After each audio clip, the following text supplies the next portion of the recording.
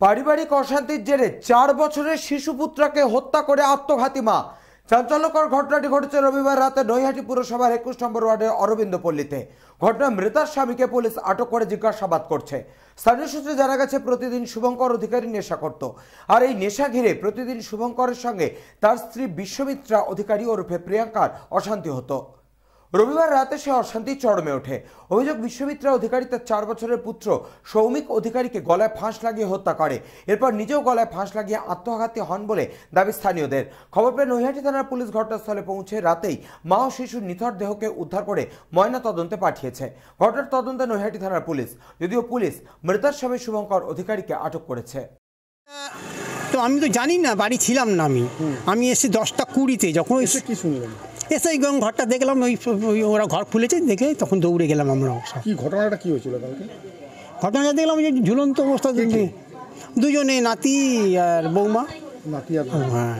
কি কারণে এমন ঘটনা ঘটতে পারে যে নিজের ছেলেকে মেরে বৌমা আত্মহত্যা? এইটা ও অনেক আগে বলতো, ওদের অশান্তি হতো, তখন বলতো যে দেখো আজ তোরা ভাবছিস কি যে তোদেরকে বাঁচতে দেবো, তো ছেলেকে ভোগ করতে দেবো, ছেলেকেও দেবো না, আমিও মরবো, আমার ছেলেকে নিয়েই মরবো। আপনার ভাই খুব অত্যাচার করতো? না, আমার ভাই তো খুব ভালো। না, ওকে মারতো, বউকে মারতো? আমার শ্বশুর, এই ওর শ্বশুর, না শ্বশুর একদম না, কেউ মারতো? ওর স্বামী বউকে মারতো? ও স্বামীর সাথে বইরা মিসআন্ডারস্ট্যান্ডিং হতো, ঝামেলা হতো।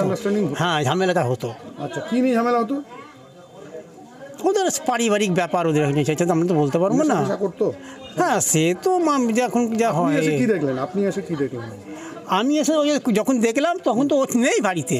আচ্ছা। ও ছিল কাজে, ইয়েতে ছিল। ওই যখন ওকে খবর দেওয়া হলো তখন দৌড়ে এসে দেখে যে এই অবস্থায় রয়েছে।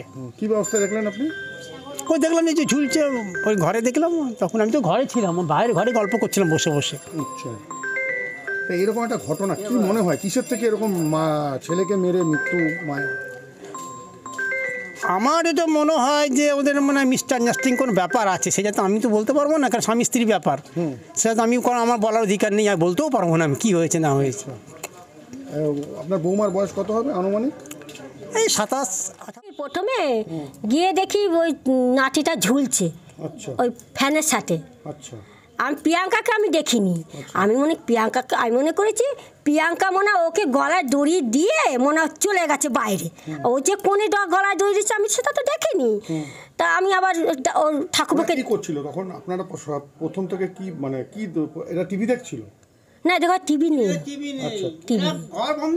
ঘর বন্ধ ছিল। ঘর বন্ধ। আমাকে বলছে একটা ওর শুভর বন্ধু এসছে, বডি বলে ডাকছে। ও বডি, আমি এই ওটো ঘুমাচ্ছে, তুই এখন যা। তা ও চলে গেছে। ও আবার এসছে ডাকতে, ও বৌদি। ও সাইকেল নিতে এসে, সাইকেল ছিল তখন। আমার ছেলের নাম দেবাশিস। ও মা, ও তো ছেলে, ওটা ঢুকতে পারে না, তুমি একটু প্রিয়াঙ্কাকে গিয়ে ডাকো না। তা আমি গিয়ে দেখছি ও প্রিয়াঙ্কা গিয়ে দেখি বুকের সাথে ছেলেটা ঝুলছে। তখনই আমি ঠাকুরকে, ও ঠাকুমা সোমান নেই, ও ঠাকুরপা সোমান নেই। বলছি কী বলছো বৌদি, সোম নেই? আর না নেই। তখন গিয়ে দেখি প্রিয়াঙ্কা ওই দরজার পাশে ও দড়ি দিয়ে পড়ে আছে। আচ্ছা, কেন, কি কারণে এরকম মৃত্যু হতে পারে? কি মনে হয় আপনার? কি মনে হয় কেউ অত্যাচার করতো? স্বামী অত্যাচার করতো? হ্যাঁ, সেই সব করতো, ঝামেলা করতো। মদ ফদ খেয়ে? হ্যাঁ, মদ তো ডেলি মদ খেয়ে, ডেলি, একদিনও বাদ মারতো না। কোনো দেনা ফেনা ছিল ঘরে?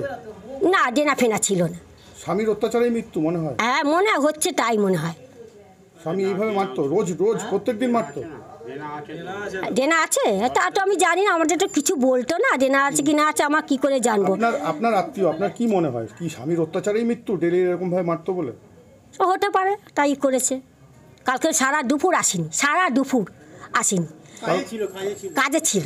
কালকে আপনি ওই প্রিয়াঙ্কার ছেলেকে কখন লাস্ট দেখতে পেলেন? তখন নৈহাটি থেকে হিমেন্দ্র শেখর ভট্টের রিপোর্ট, চ্যানেল 24/7।